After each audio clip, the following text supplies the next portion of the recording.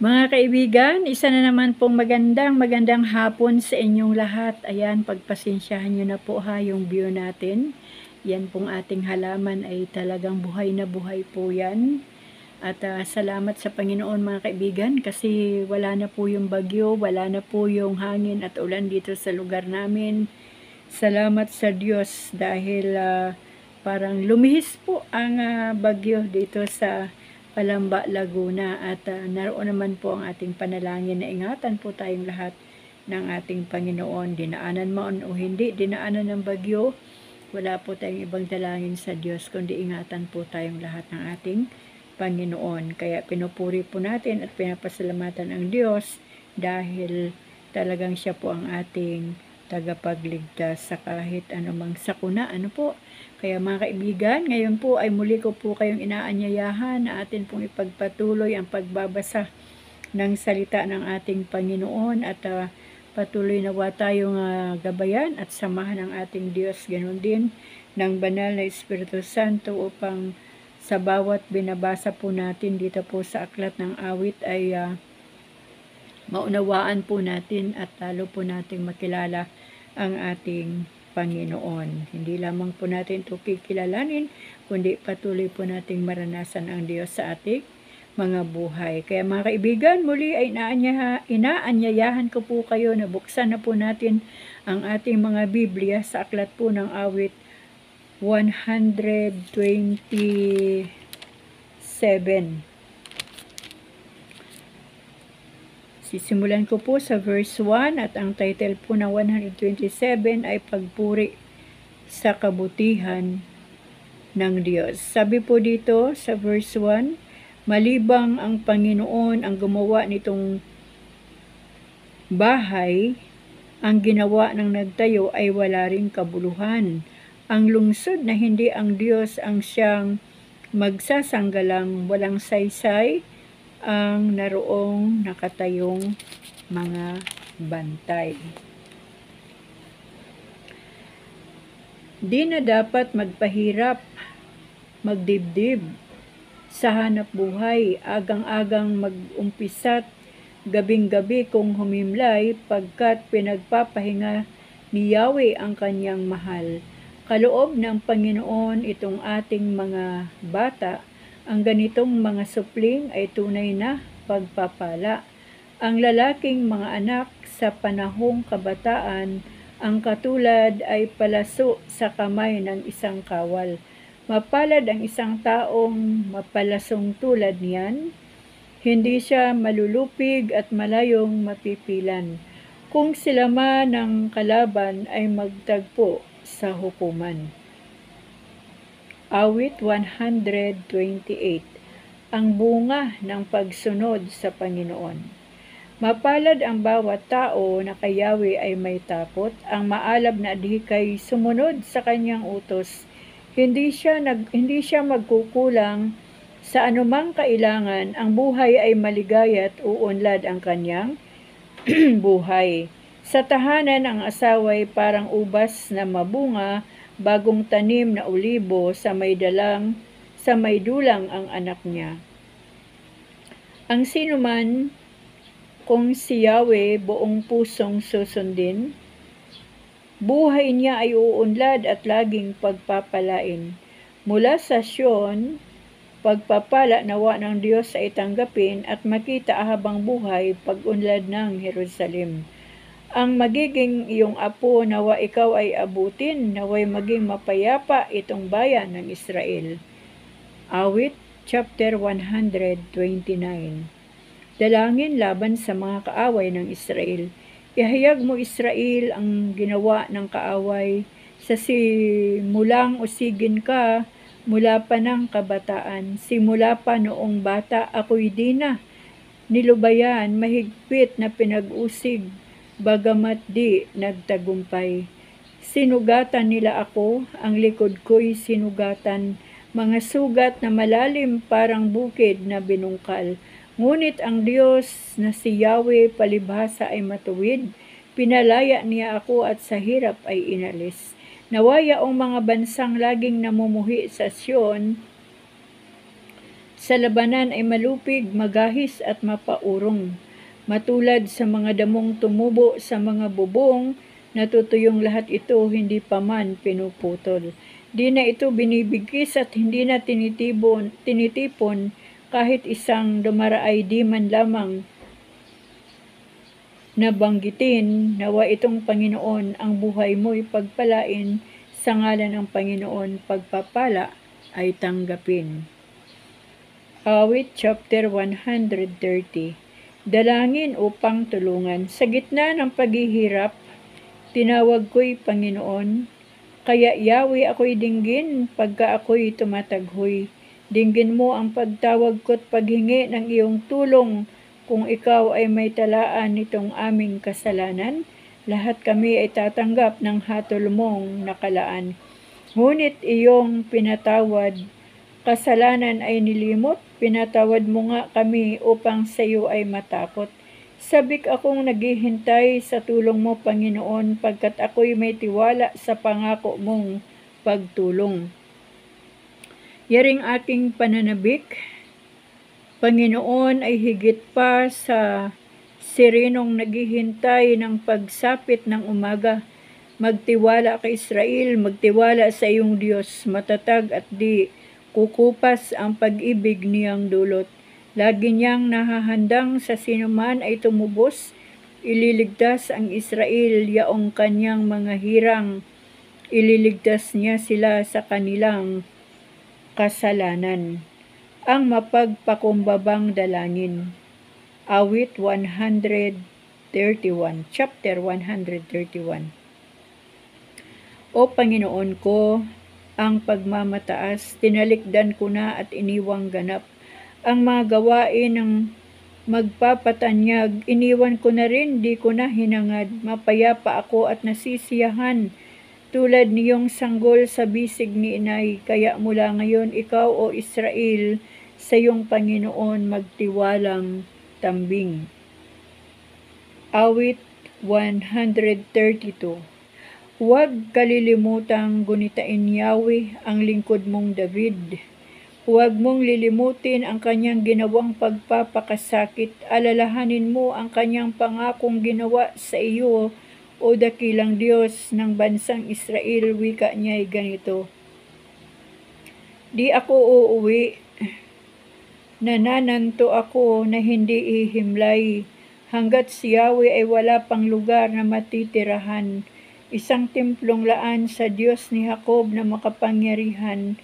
Aming nabalita na nasa Bethlehem ang kaba ng tipan, sa bukid ng Jaar namin nasumpungan.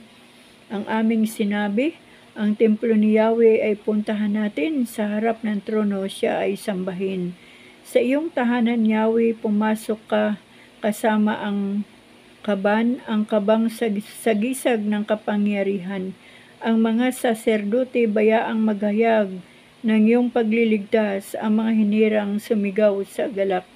Sa lingkod mong David, may pangako ikaw, Panginoon namin, ang piniling hari ay huwag mong itakwil. Ang iyong pangako sa lingkod mong David, huwag mong babawiin. Ganito ang iyong pangakong habilin, isa sa anak mo ang gagawing hari upang maniwala matapos na ikay pumanaw sa lupa. Kung magiging tapat ang mga anak mo sa bigay kong tipan, at ang mga utos ko ay igagalang, ang mga anak mo'y pawang magaharing walang katapusan. Pinili ni Yahweh na maging tahanan ang lungsod ng Sion. Ito ang wika niya: doon ako titira, panghabang panahon, ang paghahari ko'y magmumula roon. Ang lahat ng bagay na hingi ng Sion aking ibibigay, hindi magugutom ang dahok sa buhay. Mga saserdote, papaghayaging ako'y nagliligtas, aawit ang madlat, sisigaw sa galak. Sa lipi ni David, ako ay kukuha ng haring dakila upang maingatan ang pagpapatuloy ng pamamahala. Yaong kaharian niya ay uunlad at mananagana, ang kaaway niya ay mga papahiya. Awit chapter 133. Papuri sa pagsasamahang magkakapatid. Napakaligaya at kahanga-hanga sa ating pagmasid ang magkakaisa't laging sama-sama na magkakapatid. Langis ng ulibo ang nakakatulad at nakakawangis sa ulo at balbas nitong si Aaron kapag ipinahid, umaagos ito't nababasa pati suot na damit. Katulad din nila'y hamog sa umaga sa bundok ng Hermon, huwag na dumilig sa dakong maburol na bundok ng Sion. Sa lugar na ito, nangako si Yahweh, itong Panginoon ang pangakong buhay na mananatili sa habang panahon. Awit chapter 134. Anyaya upang purihin ang Diyos. Lumapit kay Yahweh at kayo magpuri, kayong naglilingkod sa templo kung gabi. Sa loob ng templo siya'y papurihan, kayo dumadalangin na taas ang kamay. Naway pagpalain kayo ng lumikha ng Diyos na lumikha ng langit at lupa, magmula sa Sion hanggang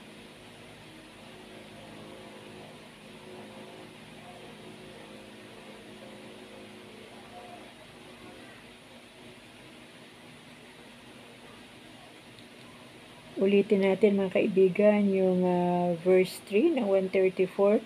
Naway pagpalain kayo ng lumikha ng Diyos na lumikha ng langit at lupa, magmula sa Sion, tanggapin ang pala. Yan po yan. Awit chapter 135, awit ng pagpupuri. Purihin si Yahweh, ngalan niya ay purihin noong kanyang mga lingkod, ng lahat ng lingkod niyang sa templo ay pumapasok upang doon mananambahan sa banal na bahay ng Diyos. Si Yahweh ay papurihan pagkat siya ay mabuti, ang taglay niyang kabaitan ay marapat sa papuri. Siya rin nga ang humirang kay Jacob na kanyang lingkod, ang Israel na may bansang hinirang niya at kinupkup. Aking batid na si Yahweh ay ang Diyos na dakila. Higit siya sa alinmang Diyos-Diyosang naglipana. Ang anumang hangad niya sa langit man o sa lupa at kahit sa karagatan kung anumang kanyang nasa.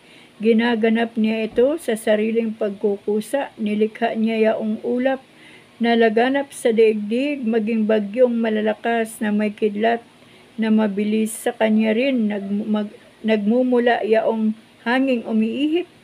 Pinuksa niya sa Ehipto yung anak na panganay, maging tao'y maging hayop ang panganay ay namatay. Nagpamalas siya roon ng gawang kahanga-hanga upang kanyang pagdusahin si Paraot kanyang bansa. Marami rin naman siyang winasak na mga bansa at maraming mga haring pawang bantog ang pinuksa. Yaong haring Amoreo na si Sihon ang pangalan at ang haring ang akalay Og, isang haring tagabasan, at iba pang mga hari na pinuksa sa Kanaan. Ang lupain nila roon ay kinuha at sinamsam, ibinigay sa Israel ang bayang kanyang hirang.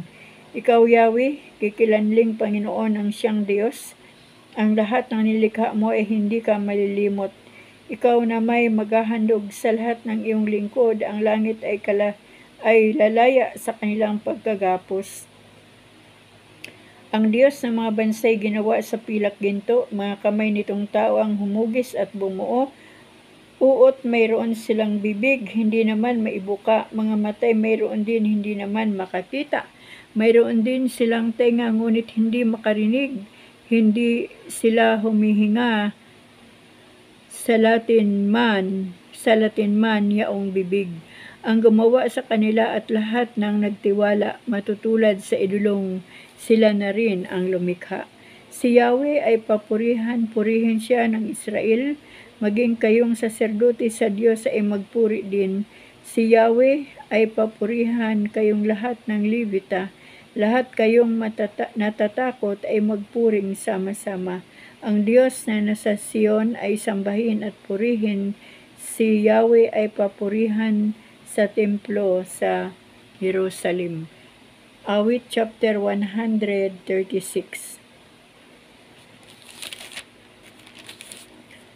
Awit ng pagpapasalamat.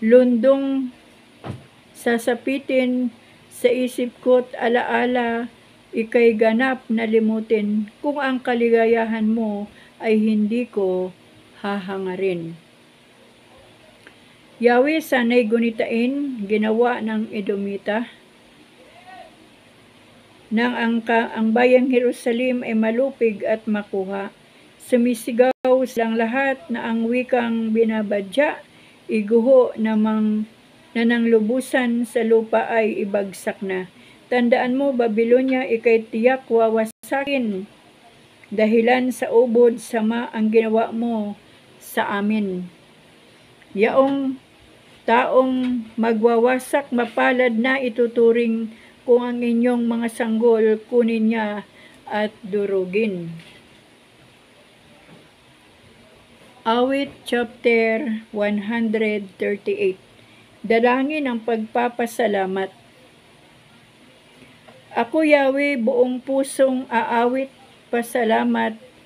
Sa harap ng ibang Diyos, pupurihin kitang ganap. Sa harap ng iyong templo ay yuyuko at gagalang, pupurihin kita roon, pupurihin ang iyong ngalan. Dahilan sa pag-ibig mo at sa iyong katapatan, ika'y tunay na dakila, pati iyong kautusan. Noong ako ay tumawag, tinanggap ko ang tugon mo. Sa lakas mong itinulong ay lumakas agad ako. Dahilan sa pangako mong narinig ng mga hari, pupurihin ka ng lahat at ika'y ipagbubunyi. Ang lahat ng ginawa mo ay kanilang aawitin, at ang kadakilaan mo ay kanilang sasambitin.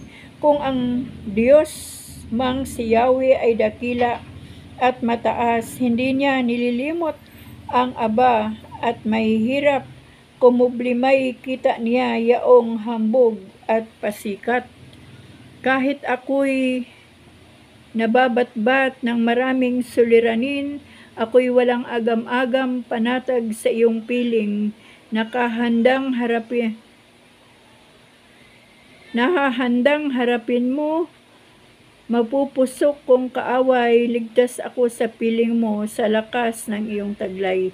Yaong mga pangako mo ay handa mong tupdin, lahat ang dahilan nito, Yahweh, pag-ibig mo'y kukupas, at ang mga sinimulang gawain mo'y magaganap. Awit chapter 139. Lubos ang kaalaman at paglingap ng Diyos. Ako'y iyong siniyasat, batid mo ang aking buhay.